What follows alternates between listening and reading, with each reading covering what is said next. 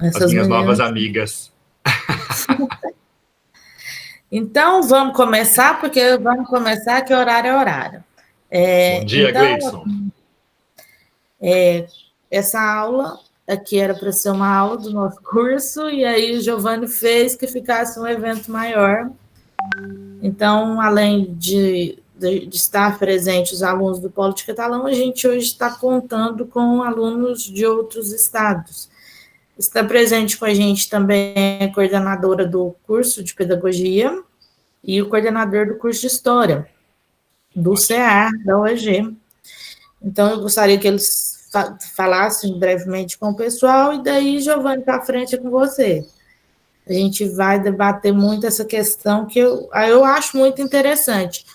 A sua forma de abordagem com relação ao ensino de história indígena dentro da escola. A gente já teve uma certa discussão na época da nova escola. Eu Sim. acho assim, que eu aprendi muito, e eu gostaria muito que as minhas alunas também tivessem esse ponto de vista, porque eu acho que a gente ainda tem uma formação de material didático muito voltada para o Sudeste, para o Sul, e a gente deixa meio que o interior de lado. E naquela live que você fez semana passada, falando sobre a gente não lê os autores regionais, a gente não lê o pessoal da América Latina, a gente sempre está em Não. busca de uma visão europeia. Então, eu acho que assim, essa abordagem, essa discussão hoje vai ser muito boa. Que bom. Assim, o tempo que a gente tem é o tempo que você permitir que tenha, então a gente está à sua disposição, tá bom? Certo. Agora Tá eu queria ótimo. que o Matheus ou o Suelane falasse qualquer coisa para a gente começar. Tá bem.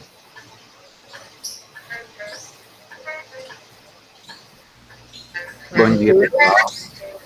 Bom dia. Primeiramente, gostaria de agradecer muito à tutora Isabela por essa organização, né, e aos demais envolvidos. Eu considero esse momento muito importante para o nosso aprendizado, para o aprendizado dos alunos, e eu sempre coloco que, em relação aos alunos, eles precisam sair da graduação diferentes do que eles entraram, né? A graduação é um processo doloroso e que demanda uma transformação por parte do indivíduo para ele ter êxito no final. Atualmente, nós estamos percebendo aí o crescimento de várias formas de pensamento muito superficiais, muito complicados e dificultam muito, né, para quem quer desenvolver um conhecimento mais aprofundado. Então, a gente pode considerar que é um obstáculo mais para os estudantes passarem por essa transformação que a graduação implica. Então, é sempre bom nós termos de aprofundamento. Peraí, só um minutinho.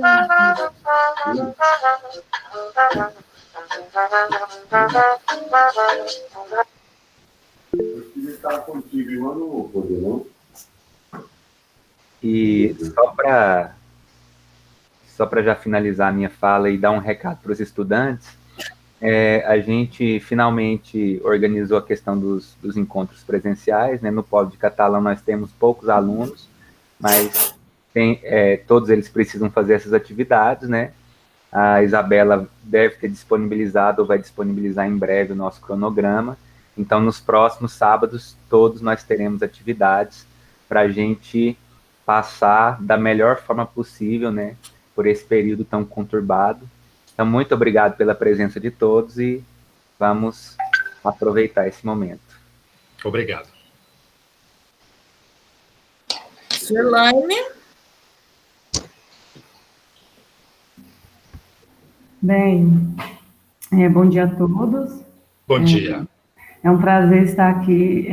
A gente, às vezes, né, tendo que viver uma situação tão incomum, e a gente se vê agora se encontrando, né, de uma forma online, e que é importante também, né? Eu acho que acabar com tudo isso, quando isso acabar, nós vamos acabar descobrindo que temos outras formas de nos encontrar, além dos eventos científicos, que são muito bons, inclusive. Agradeço ao Giovanni por estar aqui. por ter aceitado o convite da Isabela, muito obrigada. Agradeço especialmente a Isabela pelo cuidado e ela é muito inovadora em relação às práticas, né, como tutora. Acho que o curso de pedagogia só ganha, né, em relação a ter ela como nossa tutora. E também quero dizer para os alunos da pedagogia que nós temos aí toda uma organização em relação às atividades presenciais que vão ser realizadas online. Eu quero dizer uma coisa que ontem me impactou muito, e aí vem essa fala do professor hoje, né? Eu sou de uma região onde nós, de fato, somos ligados muito à cultura indígena, né? Eu sou do Bico do Papagaio, ali do Tocantins, e minha bisavó, né, era indígena, pega no laço, né, essas questões todas. Então, a gente tem uma relação muito forte ali naquela região com a questão indígena, né? E Tocantinópolis, né, é uma cidade que vivencia muito essa cultura indígena. E, no entanto, na época do meu curso de pedagogia, eu não fiz esse debate, né? Esse debate não era acolhido. No máximo, a gente até fez uma discussão que era a formação de professores indígenas para as aldeias, que eu era monitora à época, né? Isso em 1999, né? Há um bom tempo atrás. Então, essa discussão no curso de pedagogia, ela tem dois lugares aí para mim, tem dois pesos, né? Primeiro, do reconhecimento da cultura indígena, né, como uma cultura importante para a nossa formação enquanto sujeito, né, nós temos laços, né, e laços indígenas. E segundo, nós percebemos para além de uma visão europeia, eu acho de uma visão muito homogênea em relação a isso. E aí eu toquei no Bico do Papagaio, em Tocantinópolis, quando eu dormi muito triste, né? Porque lá no Tocantins, 31 cidades estão em lockdown, e a minha cidade está em lockdown, e eu tenho muitos parentes, né? De tios, avós, primos, então eu dormi assim, pensando, meu Deus, o que vai acontecer? Porque a gente conhece que é uma região muito pobre, ainda, por falta de acesso à questão de saúde e tudo mais, mas muito rica culturalmente. É uma região que traz muito, isso é latente.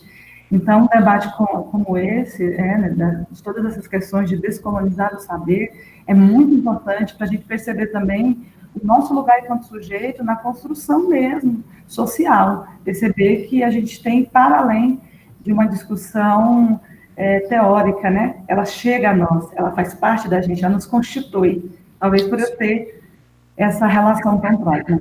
É basicamente isso, agradecer ao professor Giovanni, agradecer o Matheus, a colega de CA, a UEG, a gente tem trabalhado muito nesse período para garantir a melhor qualidade de formação dos nossos alunos, e é claro, vamos agora, literalmente, né, degustar, saborear um debate que eu penso que vai colaborar com a nossa formação enquanto sujeito, e é um privilégio, professor, é um privilégio você estar aqui. Muito obrigado. Muito obrigada, Isabela. Doutora Bill, né, você? Muito obrigada. Obrigada pelas palavras, Suelane e Matheus, e eu quero só virar aqui minha câmera um pouquinho. Hoje eu estou aqui com o primeiro professor meu, que é o meu pai, ele também é professor e também está muito atento com essa discussão. Pode falar, pai, fala um bom dia para o pessoal aí. Não, eu estou pasmo de ver um universo de jovens preocupado com aquilo que a gente já trabalha há muito tempo. Às vezes, a gente tem que parar de pensar que a história que nós estudamos, que nos leva à escola, é a história, não são dos guerreiros, é do que supostamente esteve na guerra. Então, uma visão, um sentimento é totalmente diferente. Às vezes, eu sou incompreendido nas escolas por causa disso. Eu falei, será que ninguém lembra que o nordestino é uma das regiões mais importantes do país? Será que a região norte não tem a sua importância a formação das nossas riquezas? Mas o sul e o sudeste fica tomando conta de tudo, né? Mas vocês estão de parabéns. Obrigado. Esse professor, eu quero parabenizá-lo pela ideia, que é uma pessoa jovem ainda. E, companheiro, eu fiquei, pela sua humildade, A única coisa que eu tenho contra você é porque você morou no Amapá e deixou o Colombo sair vivo de lá. Mas o restante, tudo bom. Tá Bom dia certo. para você. Bom dia para o senhor. Então, Giovanni, a palavra é sua. Tá E bem. bora lá. Vamos lá. Bem, bom dia a todos. E quando eu digo todos, eu estou dizendo todos mesmo, tá bem? Teve uma coisa que eu aprendi com os indígenas, convivendo com eles. Eles acham muito estranho essa coisa de todos e todas. Eles dizem, não são todos os seres humanos ou todas as pessoas? Então, bom dia a todos, tá bem? Bom, eu sou Giovanni José da Silva, atualmente professor da Universidade Federal do Amapá. Eu estou aqui há 7 anos e antes de vir para cá, eu trabalhei na Universidade Federal de Mato Grosso do Sul. Toda a minha formação acadêmica, praticamente toda, ela foi feita no Centro-Oeste. Eu percorri todas as universidades federais do Centro-Oeste. Eu fiz graduação e mestrado em Mato Grosso do Sul, fiz uma especialização em antropologia em Mato Grosso e doutorado em Goiás e pós-doutorado na UNB. E essa trajetória, ela foi uma escolha.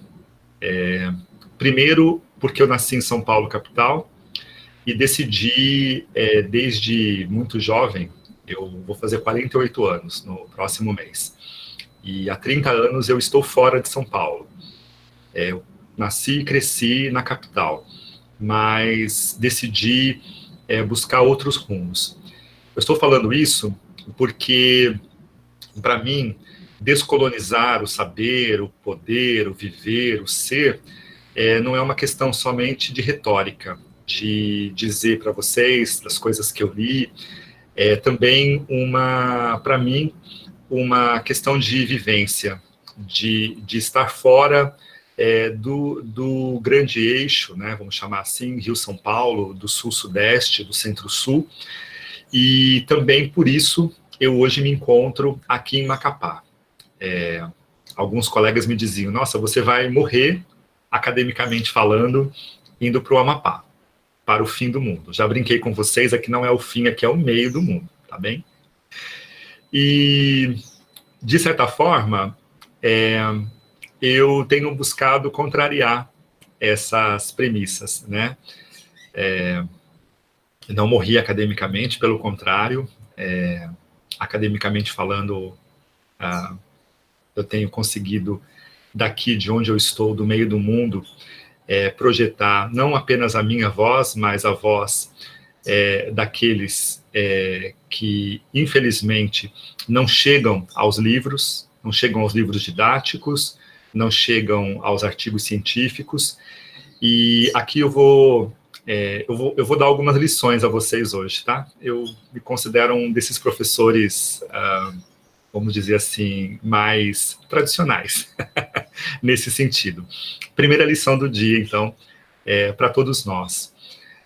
Nenhum de nós aqui, pesquisadores, estudantes, acadêmicos, professores, nós não temos o direito de dizer que vamos dar voz a ninguém nos nossos trabalhos. Essas pessoas, elas têm voz, elas têm a voz própria. O que a gente pode fazer por elas e por nós mesmos é dar ouvidos às histórias, entregar o nosso coração a elas, para que por meio da gente, por meio de nós, que temos acesso aos meios acadêmicos, enfim, às universidades, aos espaços sociais de prestígio, que nós consigamos fazer com que essas vozes cheguem a quem não teve o privilégio de ouvi-las. Então, é uma primeira lição para nós descolonizarmos as nossas falas. Eu considero as palavras faladas, palavras escritas, muito importantes, mas, sobretudo, a palavra falada. Eu venho de uma casa, a minha mãe é paraguaia, e ela é de origem indígena, embora nós, ela própria, nós, seus filhos, não nos consideremos indígenas. Minha mãe saiu do Paraguai muito novinha, em decorrência da Guerra Civil de 1947. Mas nem isso, nem a guerra, fez com que ela deixasse para trás a língua guarani, que ela fala até hoje. Ela vai completar 74 anos. Ela fala guarani comigo, e eu falo com ela, eu interajo com ela em guarani. E para os guarani do Paraguai, do Brasil, da Bolívia, a palavra, ela é muito importante. As palavras, elas têm que ser bem ditas e não mal ditas. E essa é a nossa segunda lição de hoje. Vamos tomar mais cuidado com o nosso vocabulário, com o que a gente ensina para os nossos alunos e com o que a gente ensina para nós mesmos, dentro de casa. Então, esse cuidado com a palavra, para os indígenas, e isso é para todos. Eu estou falando dos Guarani porque é uma referência que eu tenho materna, da minha casa, da casa da minha mãe, dos meus avós, por parte de mãe. Então, para nós pensarmos que quando a gente fizer a proposta de descolonizar os saberes, o viver, o ser e o poder, nós precisamos primeiro nos descolonizar. Nós temos que ter clareza de que nós não podemos nos esquecer da forma como nós fomos mal educados na temática indígena. E aí é preciso recuperar todos os rituais pedagógicos mal ditos pelos quais nós passamos. E que rituais foram esses? Foram rituais de folclorização, de exotização, rituais de estigmatização das populações indígenas. O indígena, ou as populações indígenas, viraram o índio genérico, aquele índio preso ao passado, aquele índio, bom dia, Deise, aquele índio ligado somente à natureza e que, portanto, não tinha cultura, né? Ou, quando tinha cultura, essa cultura era uma cultura monolítica, ou seja, era uma cultura que remetia ao século XVI, quando da chegada dos portugueses e espanhóis à chamada América do Sul. Então, para um começo de conversa, nós precisamos ter muito claro isso, a forma como nós fomos educados. E isso nos diz muito sobre a forma como nós mal educamos os nossos alunos e as pessoas que estão à nossa volta. Então é preciso tomar cuidado com as palavras, sempre, que sejam sempre palavras bem ditas, e que essas palavras expressem, de fato, um desejo ardente, pulsante, de que nós queremos transformar esse mundo em que nós vivemos. E que mundo é esse, né? Eu estou falando aqui de um mundo escolar, não só escolar, mas estou falando de um mundo escolar, eurocentrado, um mundo em que a Europa é vista como irradiadora de civilização e de boa educação. E, claro, eu não estou falando aqui de Portugal e Espanha, que, embora façam parte da Europa e sejam os principais colonizadores das Américas, ou de Abya Yala, como chamam os indígenas do Equador, por exemplo,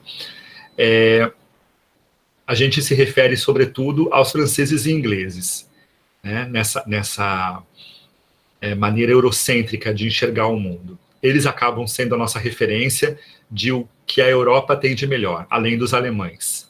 Então, é interessante como Portugal e Espanha ocupam um papel secundário, né, nesse nosso imaginário. E por que é assim aqui no Brasil, e desde o século XIX? Porque nós temos uma tradição construída, arraigada em manuais escolares franceses. Isso é importante a gente ter em mente, em vista, lá nos seus primórdios, o Instituto Histórico e Geográfico Brasileiro, ele não tirou do nada essa história de divisão quadripartida. Oi, Cristiana, bom dia. De divisão quadripartida, de história antiga, medieval, moderna e contemporânea. Eu, por exemplo, fui educado dessa forma. Na minha matriz curricular do curso de História, eu tinha muita história da Europa, mas ela não vinha com esse nome. Ela vinha com os nomes de antiga, medieval, moderna, contemporânea. E eu tive uma história da América, tive 2 ou 3 histórias do Brasil, não tive história da África, no meu tempo, no início dos anos 90. Então, só para a gente situar esse debate, né? A coisa toda começa, para nós, no ensino de História, lá no século XIX, com a adoção, inclusive, de manuais escolares franceses. E é interessante observar que essa divisão quadripartida, antiga, medieval, moderna, contemporânea, ela não vive mais nem na França, de onde ela saiu e veio para o Brasil. Eu já estive na França algumas vezes, e eu fiquei pasmo de verificar que os manuais escolares franceses, eles não trazem mais essa tradição de pré-história, antiga, medieval, moderna e contemporânea. E na Itália, eu estive em Turim, na Universidade de Turim, há 3 anos, e foi muito interessante, porque eles estavam muito curiosos para entender por que aqui no Brasil a gente ainda estuda Nero, Calígula, os imperadores romanos, o Império Romano, essa coisa toda. E eu disse para eles, eu perguntei a eles, para os meus interlocutores naquela ocasião, vocês não estudam nada disso? E eles disseram, não. E o que vocês estudam aqui no ensino fundamental, vou chamar assim, de vocês, com as crianças?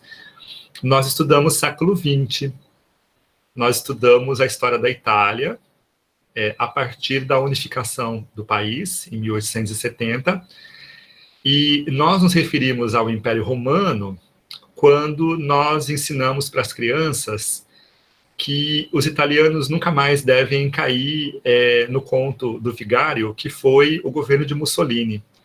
Ele se utilizou da imagem, né, e do imaginário do Império Romano para tomar o poder, enfim, e eles me dizendo isso, né, e enganar os italianos. Ou seja, nós estamos presos a esse passado eurocêntrico que eliminou praticamente indígenas e negros, afrodescendentes, africanos e seus descendentes, escravizados, e que é transmitido ainda hoje nas escolas. Quando alguém me pergunta se a Lei 11.645, de fato, ela trouxe contribuições, eu digo que sim, por um lado, mas também digo que não, por outro. E aí vou explicar para vocês por quê. É como uma moeda de 2 faces. Sim, porque colocou em pauta algo que já deveria estar em pauta há muito tempo, que são as histórias, eu vou sempre falar no plural, tá bem? E as culturas, também no plural, indígenas, tá bem? Por outro lado,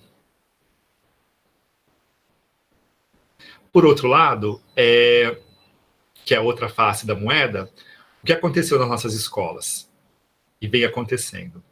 Aquilo que uma pensadora, uma intelectual irlandesa, mas que vive há muito tempo no Equador, chamada Catherine Walsh, e é a minha principal referência. Eu estava aqui procurando o livro dela, eu achei que eu tinha trazido, mas como é meu livro de cabeceira, ele está ali na minha cabeceira. Eu leio muito Catherine Walsh. O que ela traz para a gente? Ela diz que essa situação de projetos, por exemplo, no Brasil, o que acabou acontecendo com a Lei 11.645? Muitas escolas reduzem toda essa diversidade às comemorações. Então, nós vamos ter em abril, dia 19, ou então durante uma semana, um projeto para falar sobre as culturas indígenas. E, em novembro, no dia 20, no Dia da Consciência Negra, nós também vamos fazer um projeto. Ora, o que a Catherine Walsh nos ensina sobre isso? Isso não passa de uma perspectiva intercultural que ela chama de funcional. O que é esse funcional? É aquela perspectiva que, bom, sim, eu reconheço que os indígenas existem, e que também os negros, e que eles sofrem preconceitos, puxa vida, que triste.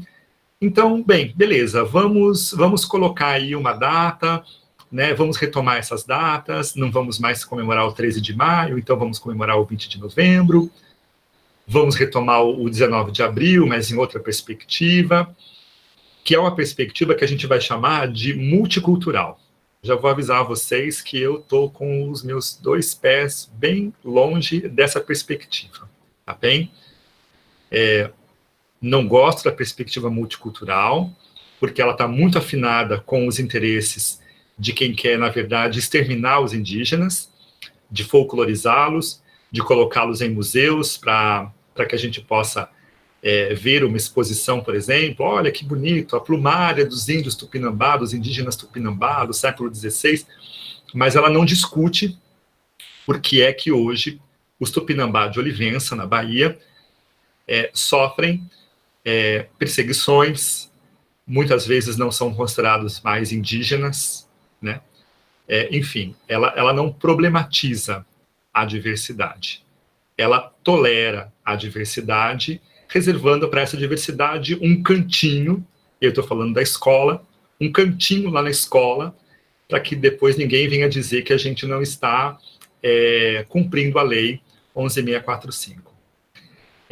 Essa interculturalidade funcional, ela também transparece nas nossas matrizes curriculares. Então, agora não, já tem um tempo, foram criadas disciplinas.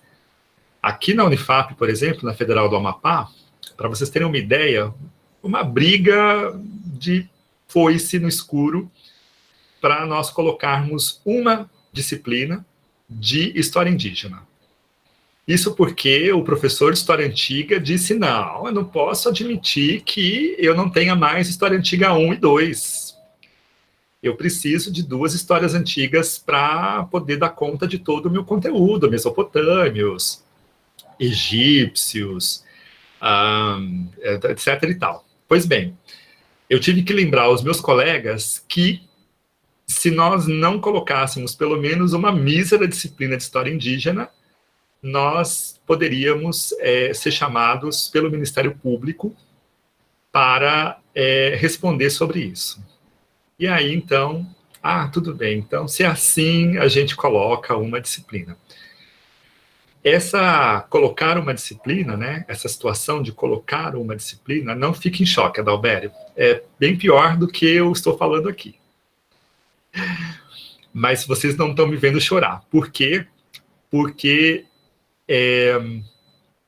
eu tenho muita esperança. Assim como os indígenas, eles atravessaram mais de 520 anos de contatos desastrosos e eles não desapareceram completamente como planejaram que eles desaparecessem. Então, eu estou com eles. Nós vamos passar por essa pandemia, muitos de nós vão ficar pelo caminho, infelizmente, muitos de nós vão tomar os rumos da terra dos sonhos, como dizem os Guarani, ou a aldeia da memória, como dizem os Caduel, e os que sobreviverem trôpegos, os que sobreviverem feridos, os que sobreviverem se arrastando, darão o seu testemunho de que nós viveremos, apesar dos que decretaram as nossas mortes. Tá bem? Então, essa é uma postura de alguém que vem lutando contra essa colonização do saber nas universidades. Nós não vamos sucumbir, Cristiana. Essa é a postura de alguém que vem lutando nas universidades e também na educação básica. porque se tem algo que nós podemos fazer por essas populações, é mantê-las vivas. Não apenas fazendo campanhas, etc., mas educando as pessoas que estão à nossa volta, para que elas reconheçam, para que elas valorizem, para que elas respeitem, para que elas aceitem o diferente.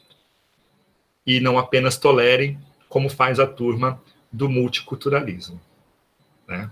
Então, minha briga com eles é boa, é uma peleja boa. Respeito as posições dos multiculturalistas, mas eu estou dizendo aqui para vocês que não é a minha. E, ultimamente, eu vou recomendar a vocês. Essa obra está me deixando... Eu vou trazer daqui a pouquinho a Catherine Walsh para mostrar para vocês uma das obras que eu gosto muito. Mas essa aqui, minha gente, essa eu vou recomendar a vocês. Não sei se vocês conseguem ver. Eu vou colocar, Graça, pode deixar, mas eu queria mostrar para vocês a capa. Está em português, se chama Descolonizando Metodologias, Pesquisa e Povos Indígenas. Isso aqui é um soco na boca do estômago daquele pesquisador que vai pesquisar indígenas e romantiza tudo e acha que vai dar voz. Agora eu vou dar voz para os que não têm voz. Eles têm voz, não fala mais assim. Lembra das palavras bem ditas, né? Obrigado, Camila. E quem é a Linda Smith? A Linda Smith, a autora, ela é uma indígena. Ela é uma indígena maori, de uma universidade da Nova Zelândia. Esse livro, ele foi traduzido aqui no Brasil e ele é da editora da Universidade Federal do Paraná. Eu fiquei doidinho quando eu vi, porque estava difícil conseguir uma edição lá na Nova Zelândia desse livro. Ele esgotou rapidamente. Que bom, Matheus. A Joana é uma linda. Ela foi minha orientadora não só de doutorado, como também de especialização. Eu me tornei antropólogo com ela. Voltando para a Linda. O que a Linda vai ensinar para a gente aqui? Que está na hora de nós descolonizarmos, inclusive, nossas metodologias. E também nossos referenciais teóricos. Eu fui recentemente para uma banca no Maranhão, em que o trabalho se dizia decolonial. E eu fiquei procurando naquelas mais de 200 páginas, era um mestrado em ensino de história, eu fiquei procurando referenciais teóricos que não fossem europeus. Ali estavam todos, o Ricoeur, o Le Goff, para falar de memória, ali estava o Deby, o Delimot, todos aqueles franceses que todo mundo acha lindo, estava lá o Ginsburg, o italiano, com a sua microhistória. Estou dizendo para jogar isso fora? Não, em absoluto. Mas eles não podem mais ser os únicos a falar nos nossos trabalhos. Nós precisamos urgentemente buscar referenciais como uma neozelandesa, uma indígena, maori. Nós precisamos ler Silvia Rivera Cursicanqui, uma boliviana, que tem um trabalho lindo sobre história oral e memória. Nós precisamos conhecer os mexicanos, precisamos conhecer os argentinos, precisamos conhecer os brasileiros de outras regiões que não sejam os nossos cânones fluminenses, né, do Rio de Janeiro e paulistas de São Paulo, porque é isso que nós fazemos aqui internamente também. Quando nós não nos apoiamos estritamente, exclusivamente, nos alemães, nos franceses, nos ingleses, como Hobsbawm, como Christopher Hill, ou nos italianos, como Ginsburg, o Giovanni Levi, o que a gente faz?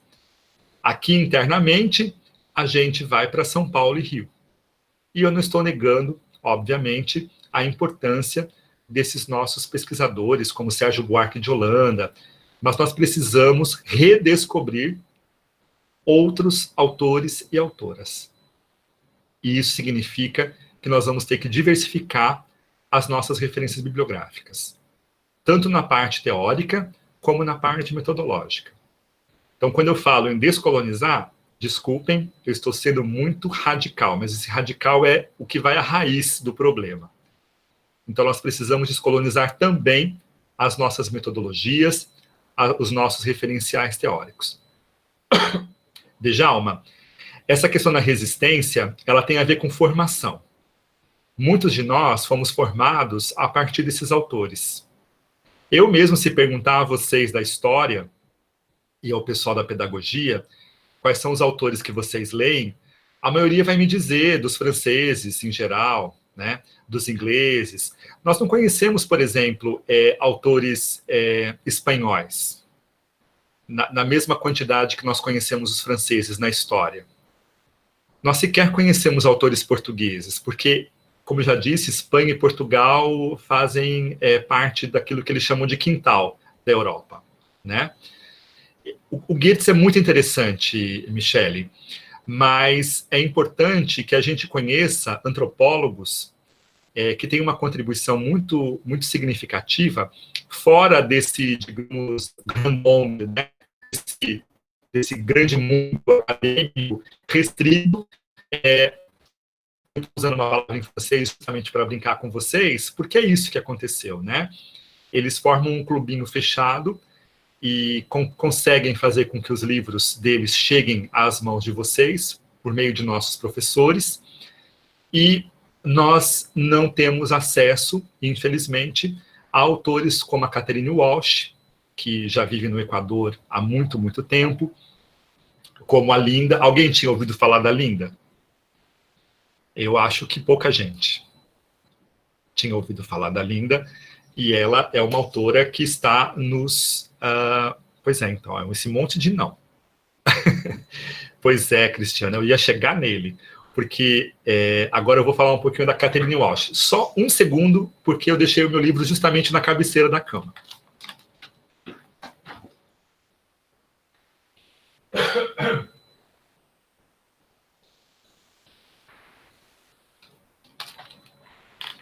Oi, não foi para fazer cena não, tá? Eu estava procurando o livro. Esse tomo 2, ele faz parte de uma coleção. O tomo 1 eu tenho em PDF, se alguém quiser. Esse tomo 2 também tem em PDF, tá bem? É que eu gosto do livro físico, né? Sou daqueles que gostam de cheirar o livro e tudo mais. Por que pedagogias decoloniales? Que pedagogias são essas? Tá tendo tapas na cara? Coloca um pouco mais a capa. Aqui, ó.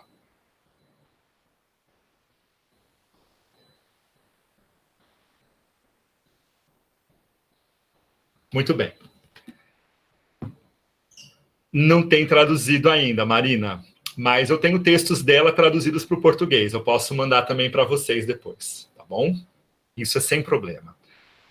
Se tem uma coisa que nós, da decolonialidade, não queremos, é ficar posando de olha como eu sou inteligente e leio as coisas que vocês não leem. Pelo contrário, nós queremos mais que todo mundo tenha acesso, que as pessoas leiam coisas diferentes, que nós possamos debater ideias diferentes, ou, como dizem os decoloniais, dos quais eu orgulhosamente faço parte, são conhecimentos outros. Não são outros conhecimentos. Essa palavrinha outros, ela está justamente depois, porque ela quer dizer mais do que uma alternativa, né? Esse conhecimento aqui, ele não é um conhecimento alternativo, tá bem? Ele é um conhecimento tão bom e tão único quanto o conhecimento já produzido que vem desde a Europa. Não, essa Linda é outra, é a Linda Smith, tá bem? Tá aqui, ó. Ela é uma pesquisadora da Nova Zelândia. Ela é maori, ela é indígena. Pois bem, quais são as referências da nossa Catherine Walsh? Quando eu falo nossa, é nossa mesmo. Eu tenho uma interlocução muito boa com ela, a gente bate altos papos, e eu me sinto assim muito honrado de poder compartilhar com Catherine Walsh, que já é uma senhora, já de certa idade, e que vive no Equador há muitos anos. Ela é irlandesa de nascimento. Bom, em quem a Catherine Walsh vai se apoiar para criar, então, essa teoria da pedagogia decolonial? Ela vai se inspirar no Paulo Freire, no brasileiro Paulo Freire, Mas aí ela vai apontar uma limitação do Paulo Freire. Não fiquem bravos comigo, tá bem? Eu concordo com a Catherine Walsh quando ela fala de uma limitação séria na obra do Paulo Freire, e que ela vai dizer que ao final da carreira dele, que bom, Marina, obrigado. Ela vai dizer que ao final da carreira dele, do Paulo Freire, ele se deu conta dessa limitação. Qual é a principal limitação da obra do Paulo Freire para a pedagogia decolonial? O Paulo Freire, ele leva em consideração, e acertadamente, as questões de classe social, entre opressores e oprimidos. E com isso, nem eu, e nem a Catherine Walsh, nem os outros decoloniais discordamos. Mas ele não avançou nas questões que nós vamos chamar de raciais. Embora nós saibamos que raça é uma ideia, uma noção, não é um conceito, é uma ideia, uma noção bastante perigosa e uma falácia, né? Mas nós somos atravessados por ela, né, de uma forma ou de outra. Então, ela vai chamar a nossa atenção para isso, de que nós não podemos mais nos apoiar simplesmente na ideia de opressores e oprimidos, tendo em vista somente a classe social, pobres, ricos, enfim. Nós precisamos pensar num mundo atravessado pelas diferenças étnicas, pelas diferenças raciais.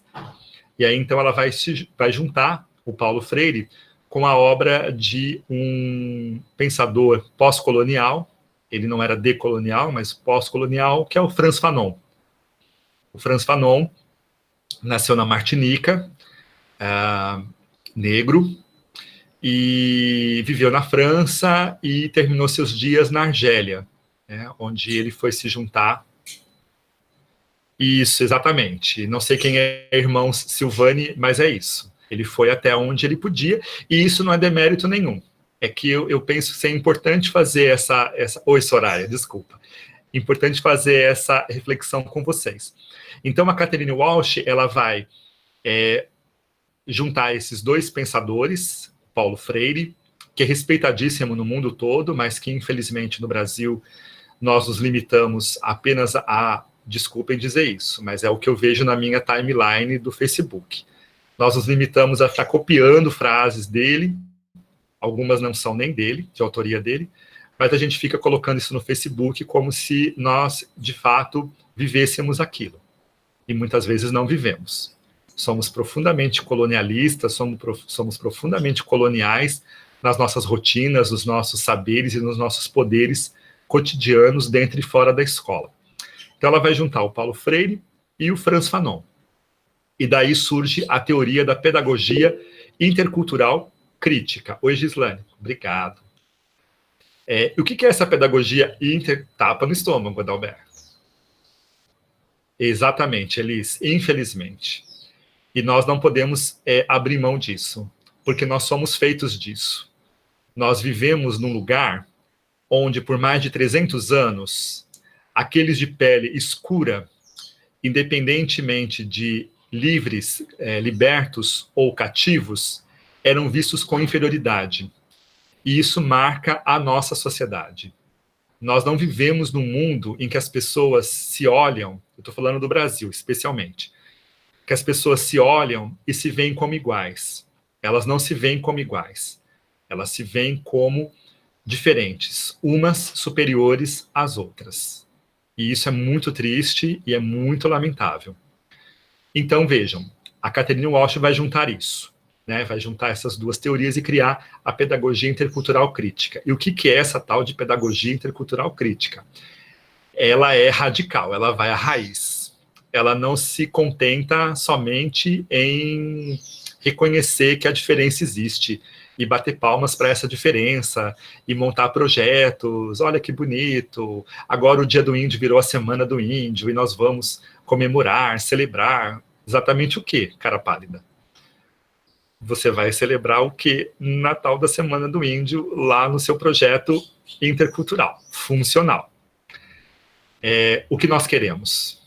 Nós queremos que os professores façam uma profunda reflexão de como foram formados, de como foram mal educados, e a partir dessa profunda reflexão, que eles possam, devagar e sempre, transformar as suas práticas. É aquilo que Catherine Walsh vai chamar de reexistir resistindo. Vou repetir. Essa ideia de reexistência e resistência, ela é muito importante para nós da pedagogia intercultural crítica. O que significa isso? Significa encontrar formas outras de ser professor. Não é mais o professor que detém conhecimento e simplesmente ele vai à frente de uma sala, de uma turma, e despeja aqueles conteúdos para os seus alunos. Ah, mas isso a gente já faz. Sei, tá bom. Então tá bom. Se você continua preocupado com conteúdos e com a quantidade de conteúdos, estou falando para o povo da história, principalmente, tá bem? Que é a minha praia, né? Eu sou formado em letras espanhol e sou formado em história. Agora estou fazendo licenciatura em teatro. Depois de 2 pós-doutorados, eu resolvi voltar para a graduação, tá, gente? Um sonho de juventude. Ah, eu sou meio doido mesmo, não se preocupem, não. Virei bicho, fiz Enem, entendeu? Virei bicho, era o doutor bicho na turma de 2018. E sigo firme lá agora com os meus colegas, tá bem? Então, vejam, nós precisamos nos reinventar. Eu, da concorrência do Enem, eu fui o primeiro colocado, viu, gente? Voltando. Nós precisamos mais do que nos reinventar, nós precisamos resistir como professores. E ao reexistir, nós vamos resistir a toda essa mentirada, a toda essa enxurrada de palavras malditas que tentam nos sufocar, que tentam nos limitar, que tentam nos fazer acreditar que um bom professor é aquele que sabe muitos conteúdos e que sabe transmitir, entre aspas, esses conteúdos. O Paulo Freire já falava de uma educação bancária. É essa que, desculpem, eu vou colocar todos nós nesse saco de gatos, é essa educação que nos foi oferecida e que muitos de nós ainda teima em realizar. Então, por exemplo, estou aqui imaginando, eu fui professor de educação básica durante 15 anos, tá? De 1991 a 2006. Eu estou aqui imaginando uma cena no corredor da escola. Eu encontro com um colega e ele diz: o que você vai ensinar hoje, Giovanni? O que você vai dar para os seus alunos hoje? Né? Nessa coisa de dar, já tem olha o cuidado com as palavras, né? Quer dizer, você está dando alguma coisa para alguém. Eu sempre falo para meus alunos, eu não dou aula, não. Eu vendo a minha força de trabalho e eu leciono. Tá? Eu ensino lições a eles. Pois bem, o que você vai dar hoje, Giovanni? E aí, se eu sou um desses professores que ficam postando frases do Paulo Freire como se eu seguisse aquilo, eu vou dizer, hoje eu vou dar a Revolução Francesa. É o que está no currículo. Mas eu já era danado desde muito cedo na carreira de professor. E eu deixava os meus colegas malucos e intrigados. Então, um deles dizia assim: Giovanni, o que você vai dar hoje para os seus alunos na 7ª série? Eu sou desse tempo, ainda não tinha 8º ano. Aí eu dizia, bom, eu não vou dar nada, não. Porque eu não dou nada para eles, né? Eu ensino, eu leciono. Mas, respondendo a sua pergunta, hoje é dia deles aprenderem a construir hipóteses. Hoje é dia deles aprenderem a formular noções para que eles possam depois aprimorar essas noções e transformá-las em conceitos. E eu vou usar a Revolução Francesa como pretexto, para mim é isso o conteúdo, tá? E para nós decoloniais, isso é o que é para ser ensinado. Usar o conteúdo como pretexto para ensinar o quê? Para ensinar conceitos, muito importante que a criança entenda o que é revolução, e de diferentes perspectivas, Porque quando ela for estudar Revolução Industrial, Revolução Inglesa, Revolução Russa, ela tem uma ideia do que seja uma revolução, e ela já começa a operar com isso. Revolução Haitiana.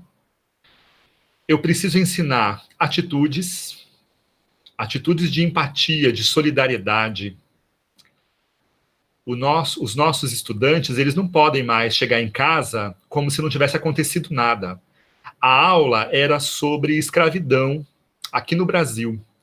E naquele dia eu mostrei a eles os tigres, os escravizados que levavam as fezes e a urina dos que podiam pagar pelo serviço. Eles levavam essas fezes e urinas em tinas sobre a cabeça e jogavam ao mar, por exemplo, no Rio de Janeiro. Ora, por que eram chamados de tigres? Porque essas tinas, né, esses baldes, vamos chamar assim, vazavam, e o corpo deles era coberto por aquelas raias, né, de fezes e de urina. O meu aluno não pode sair da minha aula sem ficar incomodado com isso. Ele não pode chegar em casa completamente, tá, entendi, nossa, que triste. Isso é da perspectiva multicultural. Essa tristeza que não leva a nada. Ele tem que ficar indignado, ele tem que ficar tocado por aquilo. Ele tem que ficar incomodado. Ele tem que chegar em casa, olhar para a mãe dele e dizer assim: mãe, a senhora sabia que em algum momento pessoas como nós, da cor da nossa pele, pessoas pretas como nós, estou pensando numa criança chegando em casa e dizendo isso, elas carregavam fezes e urina de pessoas que não tinham nem a capacidade de jogar as próprias fezes e urina em algum lugar, e essas pessoas eram ridicularizadas nas ruas, elas cheiravam mal, e elas ficavam todas marcadas por aquilo. É isso que é ensinar atitude de empatia, de solidariedade. Os meus alunos dizem, mas é difícil. Não é difícil ensinar isso. Eu estou ensinando isso agora para vocês. Eu estou vendo os rostos de vocês aqui. Vocês estão indignados, tanto quanto eu estou, ao dizer essas coisas. Nós precisamos indignar os nossos alunos. Eles têm que chegar em casa e pensar naquilo que foi ensinado a eles. Eles têm que chegar em casa e acordar, olhar em volta, olhar pela janela, se é que eles têm uma janela para olhar para fora, e dizer assim, por que eu moro aqui?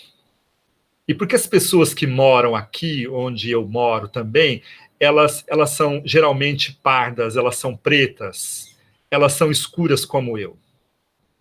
Por que a minha mãe é empregada doméstica e não pôde estudar, e teve um monte de filhos, por exemplo? É para isso que serve o que a gente faz. É para criar um ambiente em que essas pessoas elas se desestabilizem, elas não fiquem conformadas, em que elas digam por que as coisas são desse jeito. E mais do que isso, por que as coisas continuam desse jeito e será que eu não posso mudá-las? Oi, Camila, obrigado. Então, vejam, é por isso que eu aceitei o convite da Isabela, para falar para vocês disso. E desculpem se eu não sou o tipo de palestrante, conferencista, sei lá que nome que a gente dá, desses tipo Leandro Carnal ou Mário Sérgio Cortella, nenhuma inveja deles, tá bem? Eles estão ganhando, já ganharam, né, horrores de dinheiro com essas palestras deles, que na perspectiva dos decoloniais, desculpem, só servem para uma coisa, só servem para causar uma indignação passageira e não desestabilizam a ordem. Porque, inclusive, se as falas deles desestabilizassem a ordem, eles deixariam de ganhar o rio de dinheiro que eles ganham, entendeu? Para falar para professores, né? É aquilo que nós, decoloniais, chamamos de pedagogia da autoajuda, né? Que não nos interessa. Pelo menos a mim e aos decoloniais não nos interessa. Então, voltando ao Fanon e ao Freire, eles são marca importantíssima de como tratar dessas diferenças nas salas de aula e fora das salas de aula. E eu disse, né? Ensinar conceitos, ensinar atitudes e, finalmente, né, a terceira parte dessa pedagogia intercultural, ensinar procedimentos. Você não vai para uma aula de história, desculpem dizer isso, sem ensinar para os seus alunos, estudantes, sejam eles pequenos ou maiores, sem você ensinar procedimentos de pesquisa. Essa é a nossa alma mater. Nós precisamos, e pedagogos com quem eu estou falando aqui, nós precisamos ensinar os alunos a aprender. É isso que um pedagogo tem que fazer primordialmente. Ensinar esses meninos e meninas a aprender o que seja. E há procedimentos para isso. Então, eu estou no Prof. História aqui, no Amapá. Aí chego no meu primeiro dia de aula, os alunos esperando aquela aula, entendeu? Minha aula é um tiro depois do outro, né? Os alunos não saem ilesos jamais das minhas aulas. Eu falo muito, eu escrevo muito, eu dou muita bronca, entendeu? Por quê? Porque nós não estamos ensinando os nossos alunos a aprender. Vou dar um exemplo. Minha aluna chegou e falou assim: professor, eu queria muito que os meus alunos, uma aluna do Prof. História, tá bem? Não é me orientando, sorte dela. Eu disse assim: professor, porque eu fico bravo às vezes com isso. Então, eu queria que os alunos aprendessem sobre antropofagia, professor. Então, eu dei um texto para eles do período colonial, e aí falei, porque a gente tem esse costume, né? De achar que a gente falando, escrevendo no quadro, as pessoas aprendem. Nós precisamos urgentemente... Oi, Antônio. Já vou falar sobre isso. Nós precisamos urgentemente que os nossos alunos aprendam. Então, ela falou assim, então, eu fiz tudo isso e o resultado foi péssimo. Eles continuaram associando antropofagia com canibalismo. Aí eu disse a ela, mas é claro, porque você primeiro precisa sensibilizá-los para o tema. E você sensibiliza, aí eu vou no Paulo Freire, né? Raiz, Paulo Freire. Quando você levanta a poeira das percepções deles sobre o tema. Então, vou falar desse aqui, ó, que me foi apresentado pela Isabela, tá bem? Uma situação, problema, como descolonizar o saber e tal. Ela disse que ia colocar esse texto para vocês. Tá ótimo, tá muito legal. Mas tem uma coisa aqui que me incomodou profundamente. Eu vou dizer para vocês o que foi. E não estou aqui criticando quem fez o material, tá bem? Nós vamos descolonizar isso aqui também, tá? Antes de eu querer saber e tal, como é que foi, o que é o índio, identificar as políticas da igreja, do Estado, eu primeiro preciso perguntar para mim, professor, o que é o índio para mim? Como é que eu fui mal educado a compreender a temática indígena? E não é ficar culpando, não, a sua tia lá da terceira série, não é isso, não. É você com você mesmo. O que é o índio para mim? Se eu vou pedir para a criança fazer um desenho de um índio, eu primeiro preciso fazer o desenho. O meu índio, o índio do ser professor. Aí eu chego na sala de aula e proponho às crianças, antes de qualquer conteúdo, entrego uma folha para eles e digo, para cada um deles, vocês vão desenhar. Para quem já se tornou meu amigo no Facebook, eu já vi que vários entraram ali e já pediram a minha amizade. Procure na minha linha do tempo, uma professora do Paraná, ela teve um mini curso comigo em 2018. E ela fez essa experiência e foi maravilhoso. Já vou contar para vocês como foi. Então, distribui uma folha, como essa professora fez, a Juliana. Já passo de novo, Karen. E pede para eles, desenha aí para mim o que você entende por índio, por indígena. O que é o indígena para você? E aí os moleques foram lá e fizeram. Os moleques e as molecas foram fazendo os desenhos. Pois bem, a gente monta uma exposição, cada um, por favor, que quiser, fale sobre o seu desenho. Todos eles gostam muito de falar. Eu coloquei esse índio, ele está na floresta, ele tem uma cascavel de animal de estimação, ele mora na oca. Eu coloquei essa lua aqui porque ele adora a lua, o sol, o tupã, jaci. Ou seja, me interessa demais todas essas estigmatizações que essa criança carrega dentro dela. Porque ela não carrega isso sozinha, é um coletivo. É um coletivo que carrega essas estigmatizações. Isso, Cristiano, Papa Capim e tudo mais. Eles vão trazer essas referências. Essas referências são muito importantes, porque elas são o começo da conversa. É ali que eu começo a perceber como eles enxergam isso. E eu não preciso começar dando uma aula, um conteúdo, não. O conteúdo está ali. Ele está vivo. O preconceito está ali. O estereótipo está ali. Exatamente, Rúbia. Ele está internalizado. E eu não vou ficar falando para a criança, olha, isso aqui não tem nada a ver, tá? Essa sua imagem, nada. Porque se tem uma coisa que a pedagogia decolonial não quer, é ficar fazendo com que a criança permaneça na heteronomia. Sabe o que é isso? Paulo Freire trabalha muito com essa ideia. Ele não dá esse nome, tá? Quem está dando esse nome sou eu, a partir da obra dele. O que é essa heteronomia? É a necessidade que a gente tem de estar sempre pedindo para alguém para que nos ensine, para que nos mostre como é que faz, e a gente acaba dependente desta pessoa. Se não é do papai, da mamãe, é do professor, é do irmão mais velho. E, exatamente, o Piaget trabalha com isso, Lívia.